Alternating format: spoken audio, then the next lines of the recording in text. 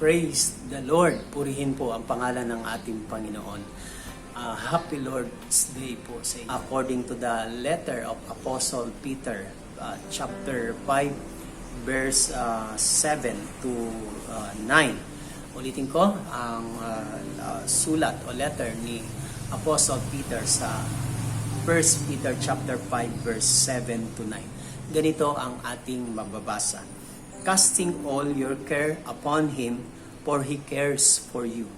Be sober, be vigilant, because your adversary, the devil, walks about like a roaring lion, seeking whom he may devour. Verse 9, resist him steadfast in the faith, knowing that the same sufferings are experienced by your brotherhood in the Word. Purihin po ang pagkabasa sa mabuting balita ng ating Panginoon. So ano po ang mapapansin at makikita natin dito sa letter na ito?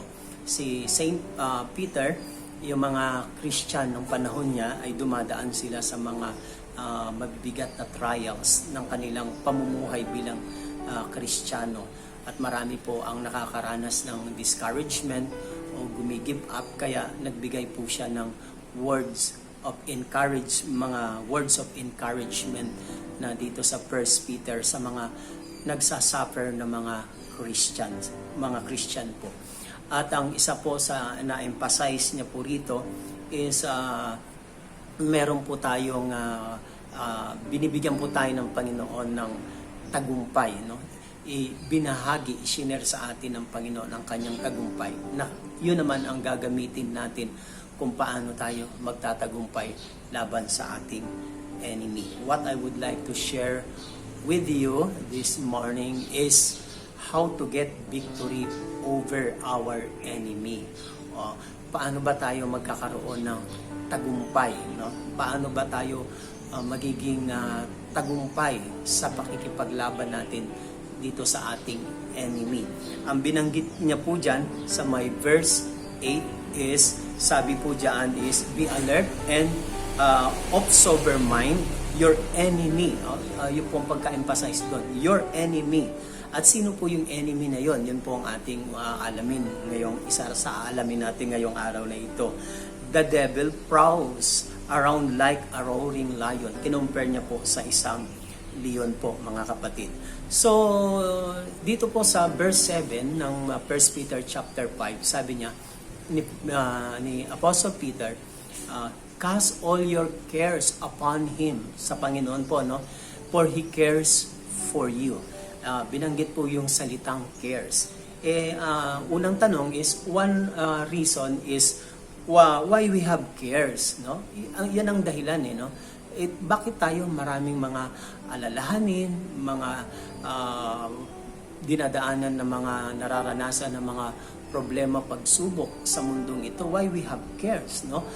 One reason is because we have an enemy. Yun ang binanggit po niya, no? We have an enemy. And who is this enemy, mga kapatid?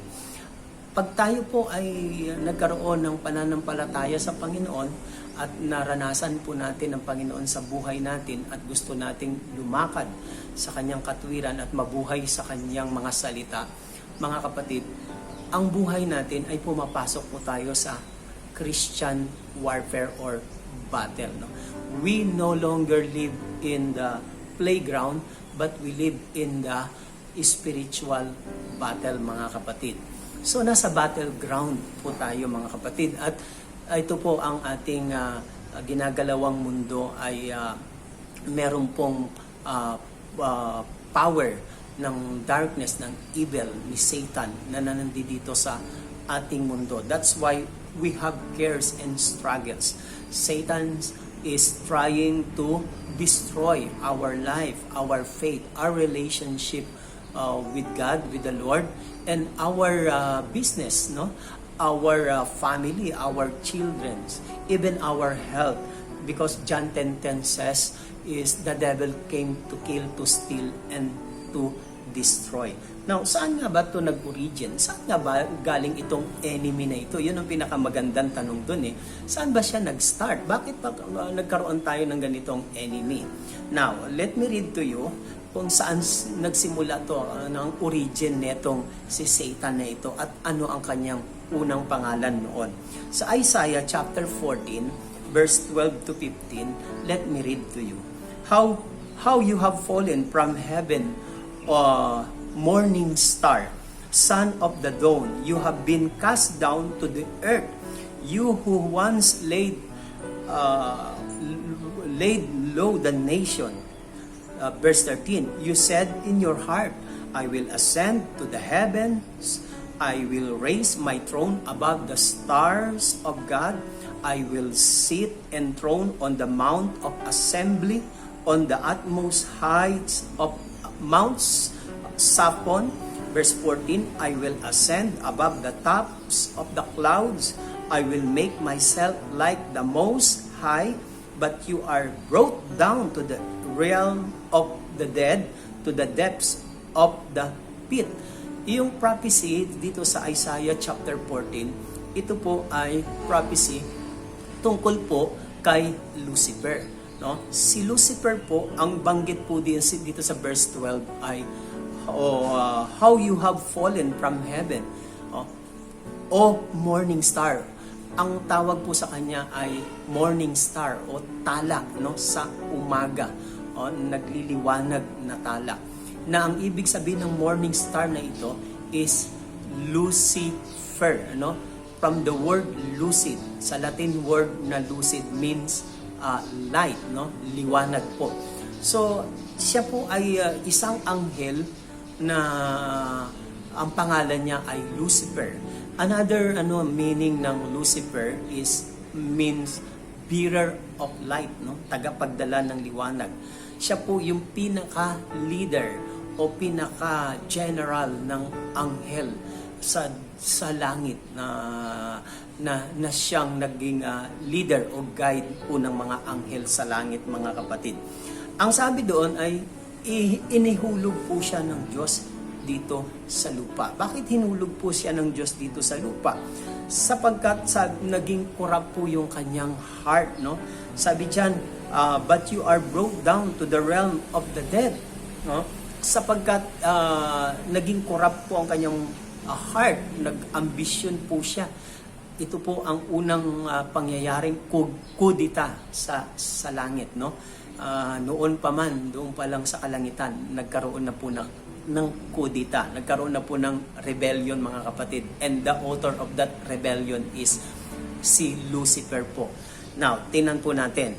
Yung binanggit dito sa verse 13, 14, and verse 15 ng Isaiah chapter 12, yung ilang beses na po binanggit dito yung personal pronoun na I.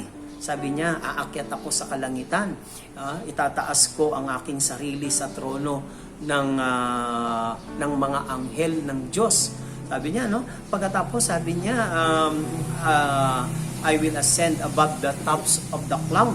I will make myself like the Most High. Ano ibig sabihin niyan? Mapapansin natin, nagkaroon siya ng ambisyon, naging corrupt ang kanyang heart, gusto niya, siya yung maitaas, siya yung sasambahin na, siya yung paglilingkuran, at gusto niyang maging katulad sa Diyos at palitan sa trono ang Diyos. Kaya ang ginawa ng Diyos sa kanya, di ibinagsak siya dito sa lupa. No? Kaya hinihulog siya mula sa langit. That's the term na madalas po nating marinig na hulog ng langit. Pero po, yung hulog po ng langit na yon, it refers to Lucifer because of his rebellion, his corrupted heart. Mga kapatid, nagkudita siya, hinulog siya ng Diyos dito sa lupa, mga kapatid. And every act of disobedience, mga kapatid, it has a consequence from the Lord, sa Panginoon. Now, pagkahulog niya rito sa lupa, no, mapapansin natin, dito ngayon nagkaroon siya ng tinatawag na power and authority para makapaggawa ng kanyang deception or ng kanyang plano o layunin niya para sirain ang lahat ng mga mananampalataya. May another description from the Bible kung ano po yung katangian nitong si Lucifer. Sa Ezekiel chapter 28 verse 12 and verse 13, let me read to you. Son of man, take up a lament concerning the king of Tyre and say to him, this is prophecy doon para sa hari ng Tiro. Pero it refers to Lucifer. You were the seal of perfection. Ano po ang sabi? Siya po yung tatak ng kasakdalan, full of wisdom and perfect in beauty. Napakaganda po ng katangian nito, almost flawless, no? Kung iisipin natin, no? Full of wisdom and perfect in beauty. Saan ka pa maghahanap niyan, no? Punong-puno daw ng karunungan at punong-puno ng kagandahan. Verse 17 ng Ezekiel 28. Your heart became proud on account of your beauty, and you corrupted your wisdom because of your splendor. Nasilaw po siya sa kanyang kagandahan, sa kanyang beauty, sa kanyang perfection, sa kanyang wisdom. Yan po ang nangyayari sa panahon ngayon. Pag masyado na po tayong nag-a-admire sa sarili natin, believe na tayo sa sarili natin, na parang nasa atin na lahat, then ano po ang nangyayari? Yun po ang nagtutulak sa atin, nagiging pintuan o daan sa atin para maging proud po tayo. Magkaroon tayo ng tinatawag na hydrocephalus, mga kapatid. Now, verse 17, let me continue. So I throw you to the earth. I made a spectacle of you before kings. So, tinapon siya, inulog siya rito sa lupa. At alam niyo po doon sa Revelation chapter 12, I think verse 4, sabi doon, sinungkit niya, sinama niya ang 1/3 of angels sa heaven. Kaya pagbagsak niya rito, hindi po siya nag-iisa. Marami po siyang kasamang mga galamay, mga kapatid, na mga fallen angels. So, pagbagsak niya dito po sa lupa, the name Lucifer o morning star ay nag-transform, nag-change po yung kanyang name from Lucifer to Satan. Yan po, ang ibig po sabihin ng Satan means adversary or enemy. Yun po ang ibig sabihin niya na Satan means adversary or enemy. Kaya nga po sabi dyan sa 1 Peter chapter 5 verse 8 yung binasa natin. Be alert and of sober mind. Your enemy, the devil. No? Your enemy which is Satan, mga kapatid, na sinasabi dito ni Peter, na ang ibig sabihin is Satan means adversary, enemy. The devil, tinukoy niya, itong enemy na to siya po ay devil. Ang ibig sabihin po ng devil means the accuser or the slanderer. Yan po ang ibig sabihin ng devil. So, napakagandang pangalan, nag-transform into Satan, the devil, the accuser, the slanderer. Yan po si Satan, mga kapatid. Now, dahil ito pong si Satan na ito na nandito ngayon sa ating mundo, sa ating daigdig, ito ang dahilan kung bakit marami pong troubles. Marami po tayong mga tinatawag na mga nangyayaring injustices, corruption, crimes, calamity, lalo na ngayon, panahon ng COVID, ng pandemic. So maraming tao, kung sino-sino ang kanilang biniblame, sino-sino ang kanilang sinisisi, na hindi nila alam na ito pala ay galing at gawa ng Diablo. Ulitin ko, John 10:10, the devil came to kill, to steal, and to destroy. Now, binigyan tayo ni Saint Peter ng practical step to help us get victory over our enemy. Binigyan niya po tayo. Now, una is pinapakita dito na practical step to get victory over our enemy. First is, we must respect him. Why we must respect him? No? Kailangan nating igalang ito, pahalagahan, ingatan. Yung ganong klase. Because he is dangerous. Satan is dangerous enemy po siya, mga kapatid. Ang binanggit po dyan ni Saint Peter is, he is like a roaring lion. Kinompare niya si Satan sa isang lion. At alam niyo po, no, kaya tinagurian ang lion na king of the jungle because lion is dangerous, mga kapatid. At alam niyo po kung ano po ang strategy ng lion kapag siya po ay naghahanap ng kanyang mapiprey, mga kapatid, mabibiktima niya. Actually po, gumagamit po siya ng tinatawag na kanyang roar, yung kanyang atungan. Sa ginagawa ng lion kung paano ang kanilang strategy, paano makakuha ng kanilang mabibiktima, yung mga matatandang lion, hindi po kasi sila makatakbo. Sila po yung tagakahol, no? Atungal. Sa lakas ng atungal ng leon, mga kapatid, ay matatakot ka. So ang gusto nilang biktimahin ay tatakbo, matatakot, tatakbo. At pagtakbo nun sa likuran ay nakaabang na yung mga batang lion na sila naman ang lalapa doon sa mga bibiktimahin nila. Ganyan po ang kanilang strategy.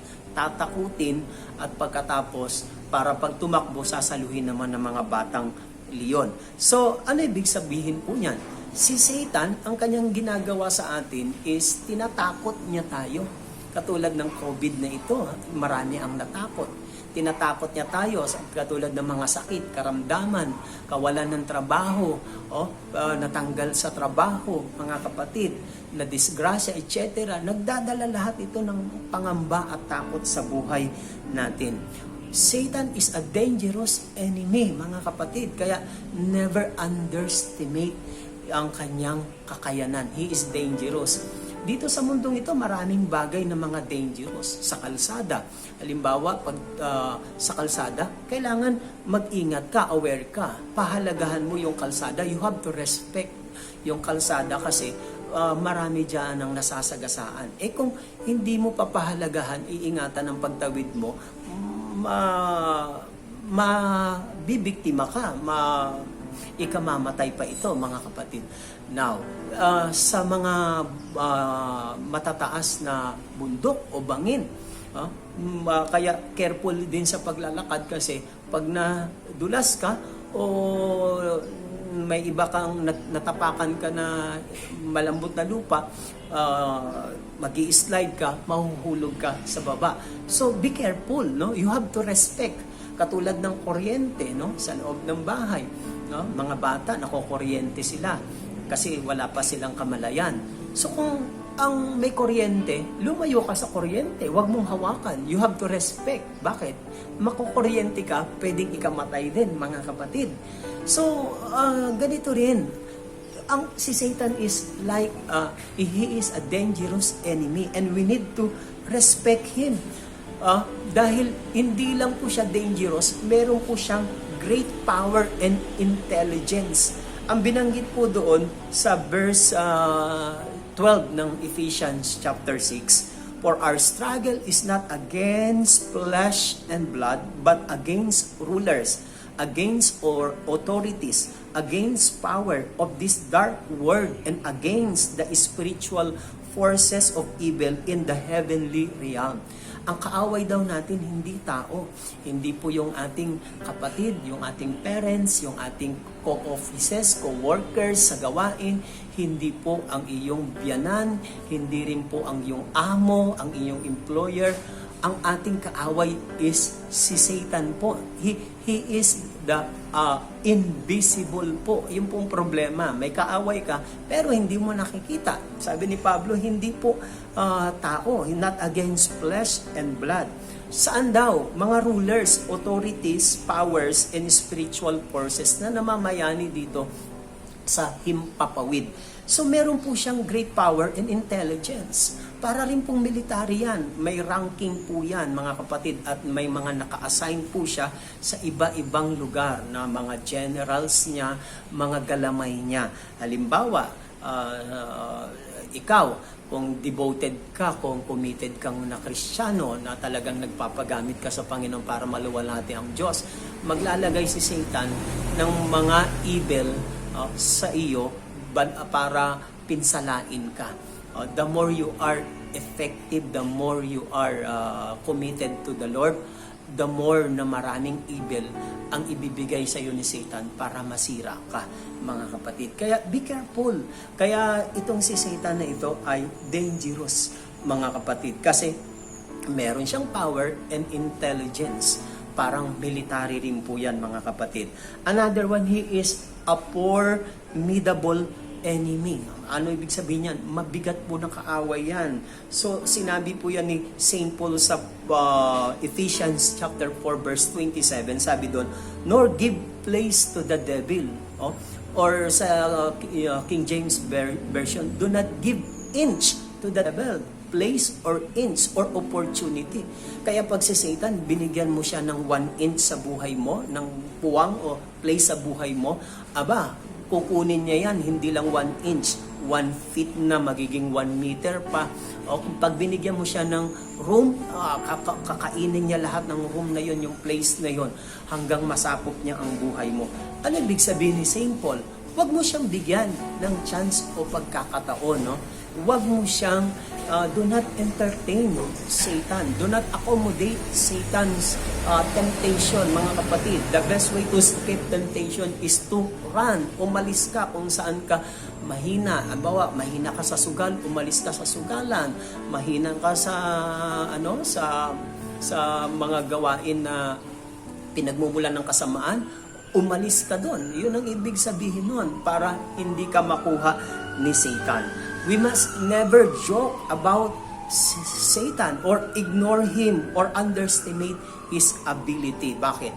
Dahil kapag nagkaroon na siya ng puwang sa buhay mo, kaya niya nang pasukin at kunin ang buong buhay mo. Kaya po maraming mga tao ang nasisira po ang buhay, nawawasak po ang kanilang buhay because they give place or inch na kay Satan, sa devil, na makapenetrate sa buhay nila.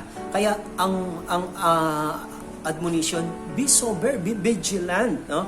Magkaroon ka ng tinatawag ng awareness o control when it comes to conflict, facing your struggle kay Satan, mga kapatid. So, yan po ang una, no? Pangalawa na gustong ipakita ni Apostle Pedro, not only we must respect him because he is dangerous, we must recognize him. Dapat kilalanin natin siya. Kilalanin natin siya, alamin natin siya. Why? Because he is a great pretender. Naalala niyo yung kantang, oh yes, I'm the great pretender. No? A great pretending daw po, mga kapatid. Now, Satan is a subtle po. Siya po ay mapaglinlang. Mapang-deceive po siya. Nanglilinlang po siya. Great pretender. Ibig sabihin, kung hindi niya ipapakita kung ano ang nasa harap, ang tunay nasa harapan niya, itatago niya yon, ang ipapakita niya ay yung ibang katangian. Ganyan ang strategy ni Satan. He is subtle. Ibig sabihin, mapaglalang, nanlilinglang, nandideceive.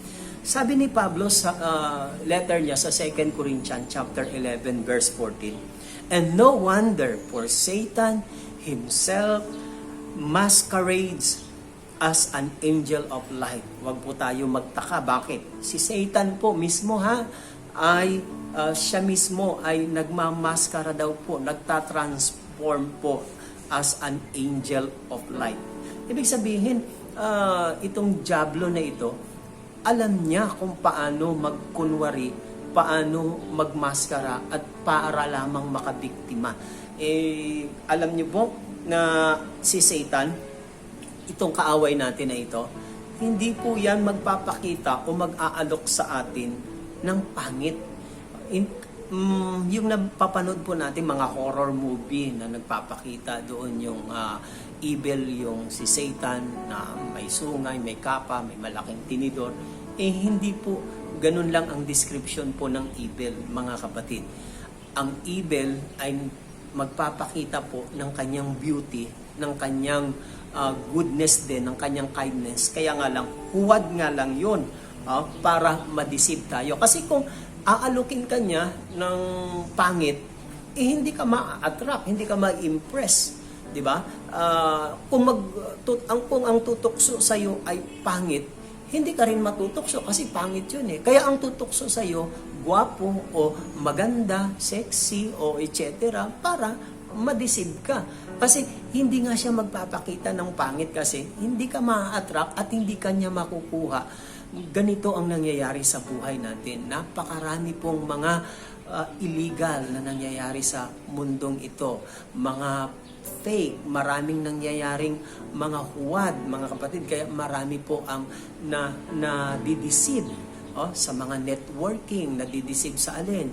Sa pagbininegosyo, pagbibusiness, nadideceive sa pag-abroad, nadideceive sa alin? Sa mga ino-offer, nadideceive sa pag-aasawa, nadideceive sa pag-aaral, etc. Kasi po, si Satan ay gumagamit po siya ng mga deception. Gumagamit po siya ng mga panlilinlang. Hindi po yan mag-aalok sa atin ng masama at pangit. Tingnan nyo sa commercial.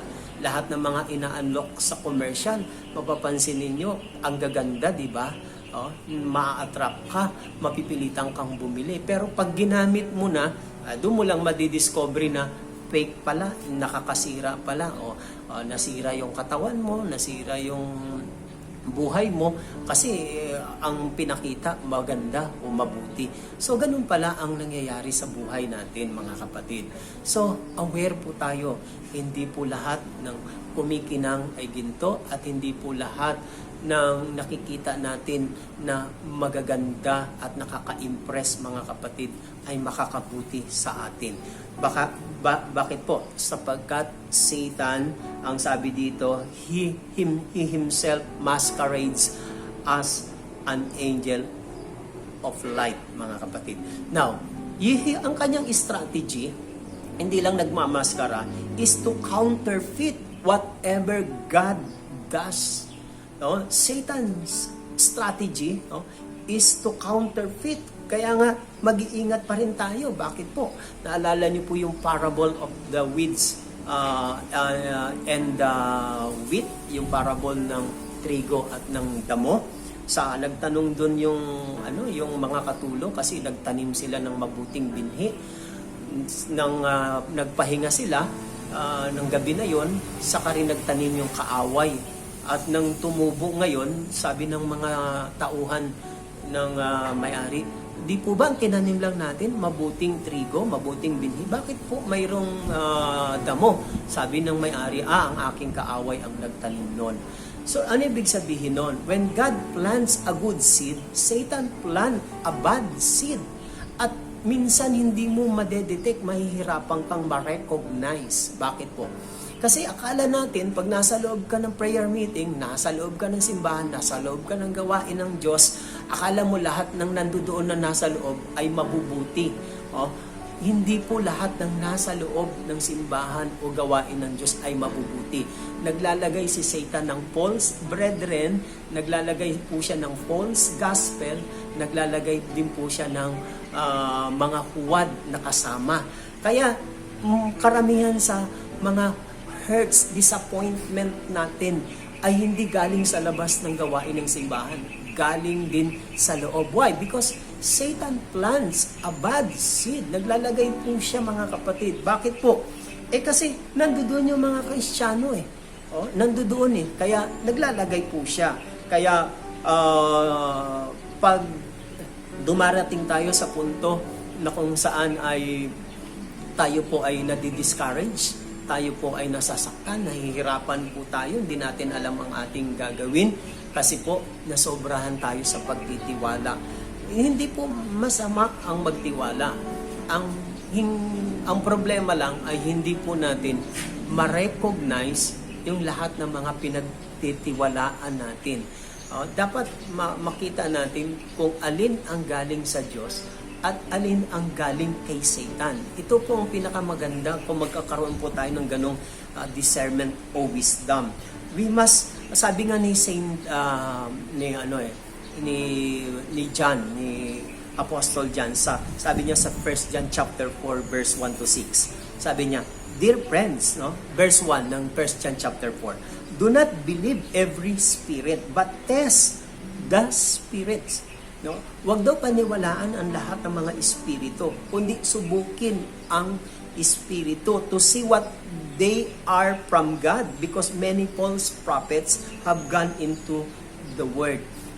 Kailangan nating itest. Kailangan nating i-prove muna. Paano naman natin matitest yun? Mapuprove, mare-recognize dito sa pangalawang step na ito. No? Satan, we must recognize him because he is a great pretender or deceiver. Paano natin ito mare-recognize? Madedetect, mga kapatid. Madedetect natin yan o mare-recognize, matetest natin yan kung galing ba yan sa Diyos o hindi galing sa Diyos kapag meron tayong knowledge sa salita ng Diyos. Kailangan ma-experience natin, maranasan natin sa buhay natin ng salita ng Diyos. Kasi po kapag kulang tayo sa foundation sa salita ng Diyos, kapag hindi tayo rooted, grounded sa salita ng Diyos, madali po tayong ma-deceive. Pero kapag rooted, grounded ka sa salita ng Diyos, hindi ka basta-basta madideceive kasi mare-recognize mo yung strategy, yung ginagawa ni Satan, mga kapatid. The better we know God's Word, the keener our spiritual senses. Ganun po yun, mga kapatid. And pag naging matalim, matulis ang iyong ang sense mo, pangkiramdam mo, discernment mo kung galing kay Satan, mga kapatid, madedetect mo ngayon, malalaman mo ang kanyang ginagawa. The better we know God's Word is the better we understand the works, the Satan's works, yung kanyang mga strategy. Diba? Katulad ng radar. Bawat bansa may mga radar yan, mga kapatid. Yung radar, ito'y isang electronic device na nagde-determine siya ng presence and exact location ng isang object and measuring the time, the echo of a radio wave yung sa pamagitan ng wave ng radio frequency. Ang ibig po sabihin niyan, yung sense of awareness or perception kung saan ang lugar o yung anong object o ano yung distance, mga kapatid. Yun ang kumukuha nun radar. Alam niyo po ba na binibigyan din tayo ng Diyos ng spiritual radar? Ano po yung spiritual radar na ito? Yung Espiritu ng Diyos na inilagay niya sa atin.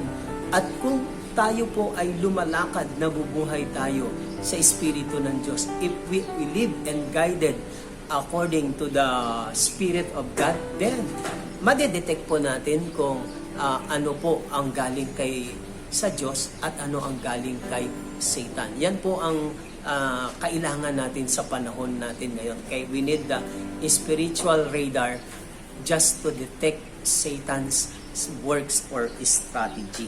So, pangatlo na pwede kong i-share sa inyo is we must resist him. Kailangan natin siyang i-resist, labanan. Sabi po doon sa may verse 8, no? Ang pagkasabi po dito, verse 9. Resist him, steadfast in the faith. Resist him, steadfast in the faith. Pinapalabanan siya sa atin ng ni Peter. Ang sabi po dito sa verse na ito, resist him. Sino po? Yung mga matatatag sa mga pananampalataya o yung mga nabubuhay sa pananampalataya. To resist, it means we take our stand to resist the works of the devil, of Satan.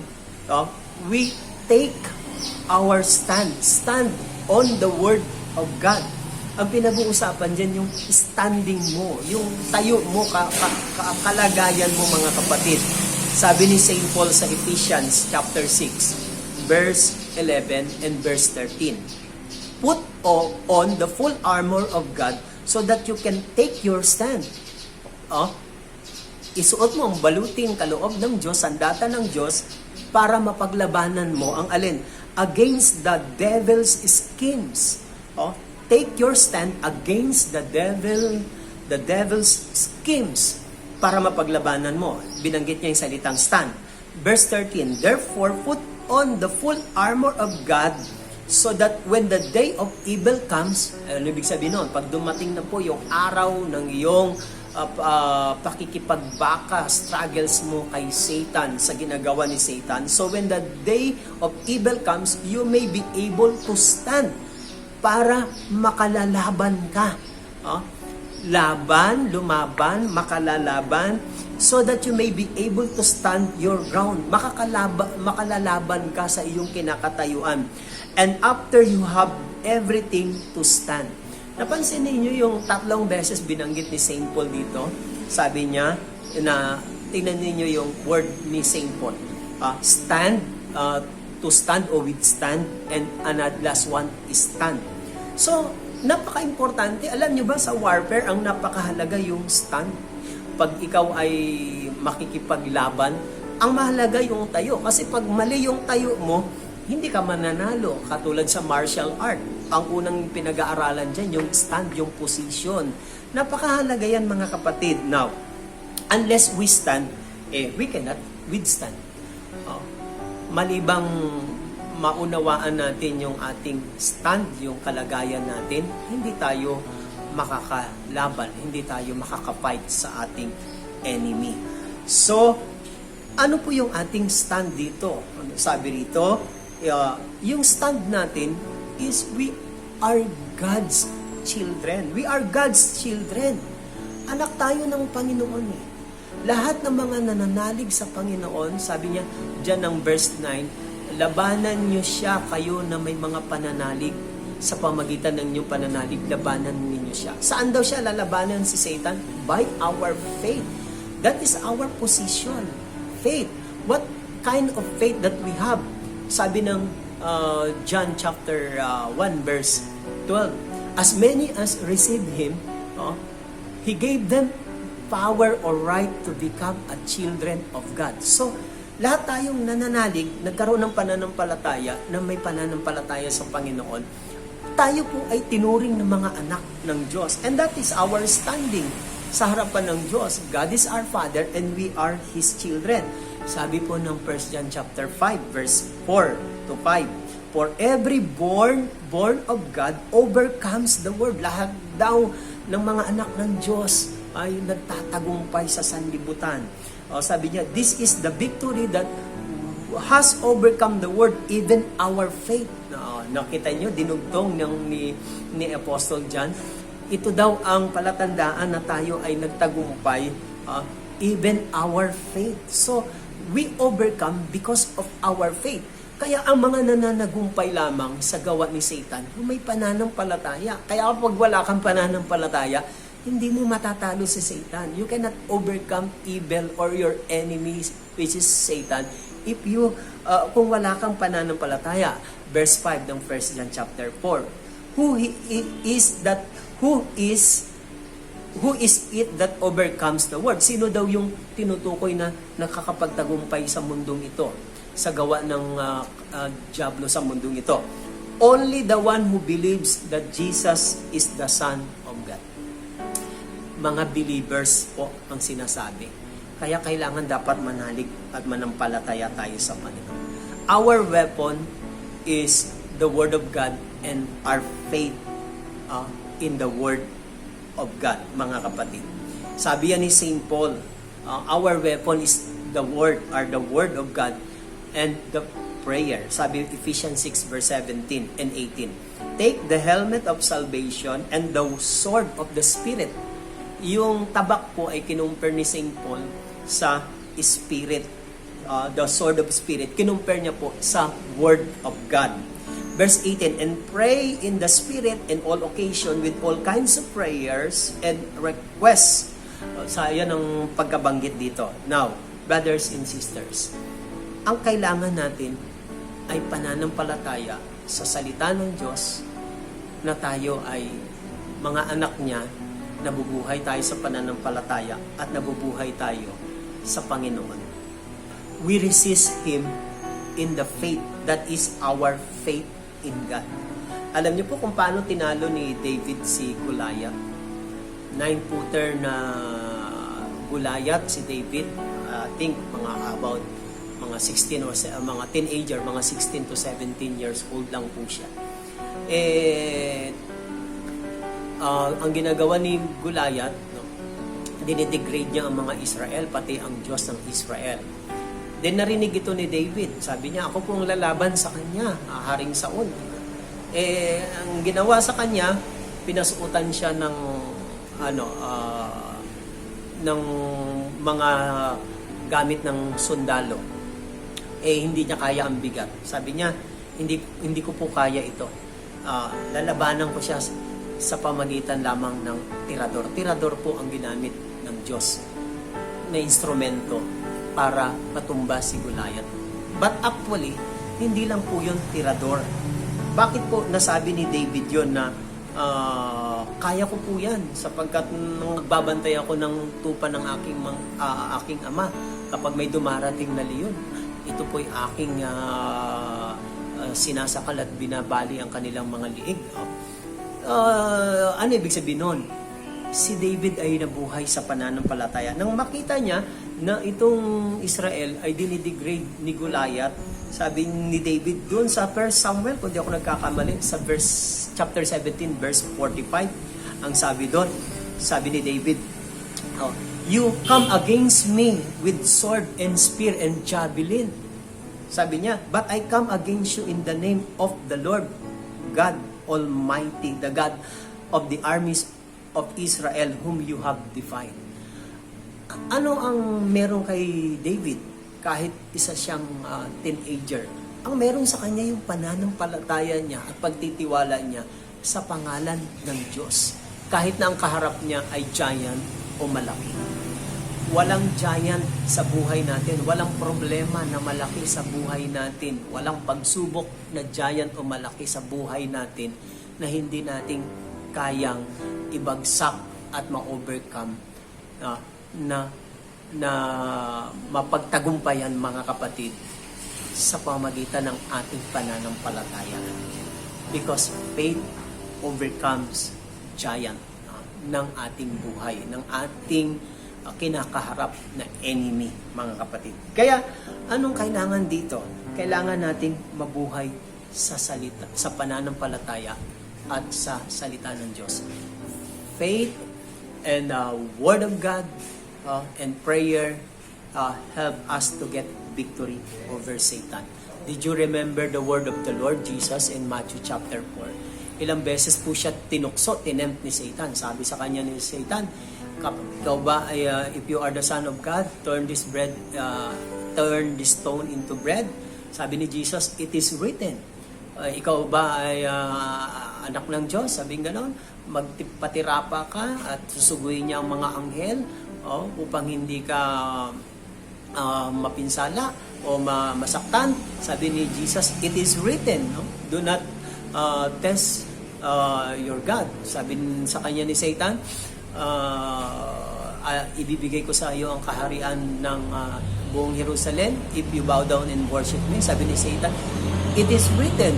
Sabi gano'n, you shall worship the Lord your God. Wala kang ibang sasabihin kundi ang Panginoong Diyos.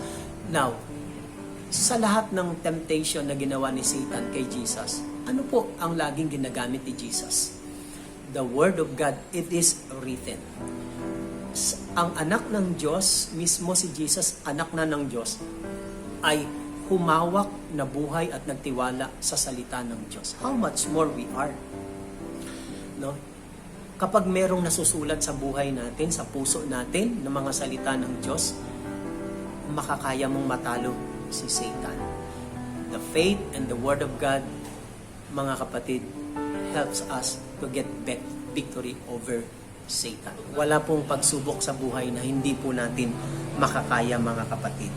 So, yan po ang gustong i-share sa atin ng Panginoon ngayong araw na ito. Kaya, sabi ni James sa chapter 4 verse 7, sabi niya, submit yourself then to God and resist the devil, and the devil will flee from you. Yung 1 Peter chapter 5 verse 9 na sabi ni Pedro is resist him. In-echo ni Apostle James, sabi niya, submit yourselves then to God, resist the devil, and he will flee from you. Anong ibig sabihin ng submit? Pagsusuko, pag-surrender. Because before we can stand before Satan to fight Satan, we must bow before God. We must submit first to God. Gusto mong labanan ng diablo, gusto mo pa siyang mapagtagumpayan, matalo mo siya, lahat ng ginagawa niyang strategy sa buhay mo, pasakop ka muna sa Diyos at lalayo ang diablo sa iyo. Kapag ang buhay natin nasasakop, nako-covered ng presensya, ng salita ng Diyos, ng kapangyarihan ng Diyos, hindi ka mapapasok ni Satan. Pero kapag ang buhay natin malayo sa Diyos, hiwalay sa Diyos, nabubuhay tayo sa sarili natin, wala tayong pakialam sa Diyos, wala tayong pakialam sa ating kapwa, nabubuhay tayo sa material ng bagay, kayamanan ng mundong ito, then napaka-vulnerable natin sa attack ni Satan.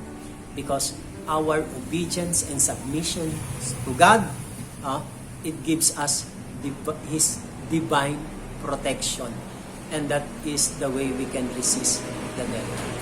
So, gusto ko pong makabahagi kayo sa pagpapalaganap ng good news ng mabuting balita. Hindi man po kayo marunong mag-preach, marunong mag-choir, mag-coordinator, o tumugtog, maging instrumentalist sa gawain ng Panginoon. But I know and I do believe all of us has a gift of sharing. You can join me to like, share, especially subscribe to this video or this channel to spread the good news. Para yung pagpapala ng salita ng Diyos matanggap din ng ibang tao, yung pagpapalang tinatanggap natin. So hope and pray na inspired kayo ngayong araw na ito sa mabuting balita ng Panginoon. So anuman po ang inyong kahilingan, ang inyong problema, o anuman ang iyong prayer request, sabi ng Matthew 18, verse 19 to 20, if 2 or 3 gathered together in His name, pray together in His name, there am I in the midst of them. Naniniwala ako na sa gitna natin ng Panginoon ngayon habang nakikinig ka at nanonood ka ng video ito, nasa gitna natin ng Panginoon. So, tinatanggap natin ang biyaya at pagpapala ng salita ng Diyos. Dalangin ko na patuloy kang samahan, ingatan, pagpalain sa lahat ng iyong pangangailangan at palakasin ka ng Panginoon para maging pagpapala sa iba. So, don't forget to like, share, and subscribe to this video or this channel para maging blessing ka rin sa iba na nangangailangan. Ito po ang inyong kapatid, ang inyong collaborer, ang inyong kaibigan, Brother Guy Beresio. See you next time. God bless you all in Christ Jesus our Lord.